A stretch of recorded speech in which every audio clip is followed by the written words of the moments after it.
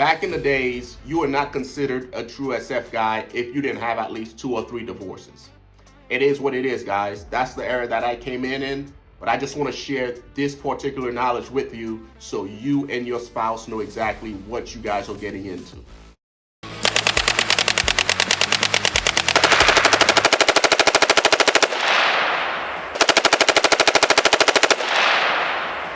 Dating an SF guy can be exhilarating at times, and it can be frustrating at times if you don't know how we are wired. So in this segment, I want to share with you 10 challenges that you have to look forward to as you get ready to enter into a relationship with a Special Forces guy. The first thing you need to know is all SF guys are weird in one way, shape, or form. We can be happy, sad, frustrated, pissed off, all in one day. It is what it is. That's just how we are.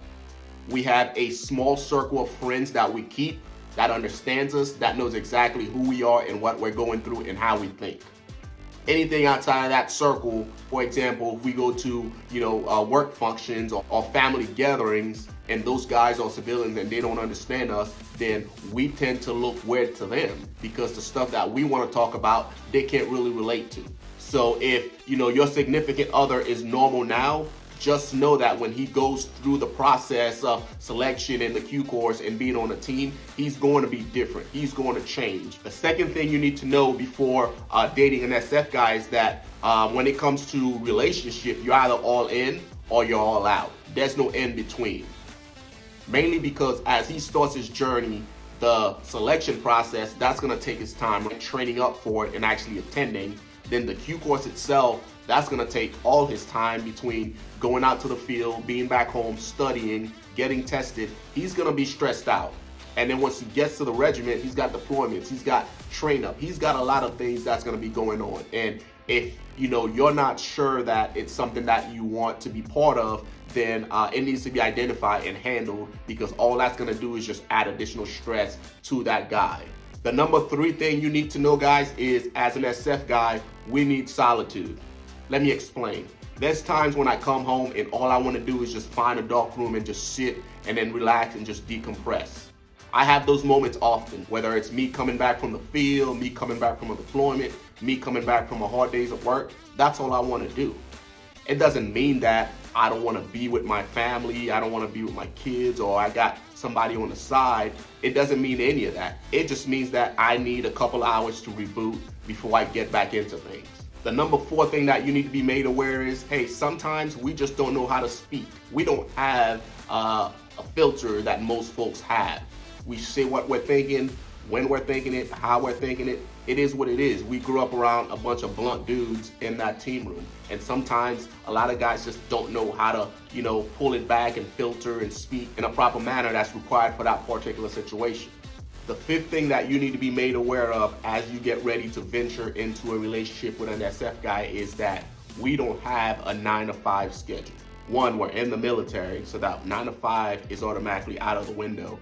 And then once you join SF, it's a completely different ball game. Number 6, guys, you need to be made aware of that the guy that you're currently with right now, if he's getting ready to go to selection, or if he's at selection, or even in the Q course, you just need to be made aware that that guy is not going to be the same guy a couple of years later. He's going to evolve based on the team room, based on that group, based on his deployment, based on his surrounding. He's going to be a different person. Number 7 thing that you need to know. I want you to know that your SF guy is going to be a sought-out commodity. There's going to be other females out there trying to take your dude. It is what it is. But 8 is you cannot have your identity tied to that SF guy, because that guy's not going to be around as often as he should be. We're frequent travelers. We're here one day and we're gone the next. So you have to have your own identity. You have to have your own stuff going on to where while he's away at selection, while he's away at the Q course, while he's away on deployment, that you are staying busy and you're not dwelling on what he's doing and what he's able to do. You have to be your own person and be self-sufficient when you're back in the States. When he's gone, he's gone. When he's home, he's home. That's one way that you can look at it to keep yourself sane and keep whatever relationship that you have healthy. So the number 9 thing that you guys need to be made aware of is that we don't like ultimatums. Last but not least, guys, just keep in mind that your friends and your families, they're either gonna love us or they're gonna hate us. There's no in between. I wanted to come on here and share this with you guys because, again, the statistic in the military as a whole is ridiculous. Special operation, it's twice as bad. And knowing these 10 things that I've identified, again, this is from personal experience and then just witnessing over 15 years of guys, meeting and divorcing and coming in with, their spouse and then being divorced later on. This is stuff that I've witnessed, and I've also spoke to a lot of guys, and these are the things that come up. I'm hoping that in sharing this information with you, you can reverse engineer this and keep it in the back of your mind to where when you come across some of these situations that identify, you can, analyze it accordingly and make a decision that gives you and your spouse a chance to survive. I appreciate you guys watching. If you guys have any comments or want to share anything, leave it in the comment section below. Until next time, guys, take care of yourself.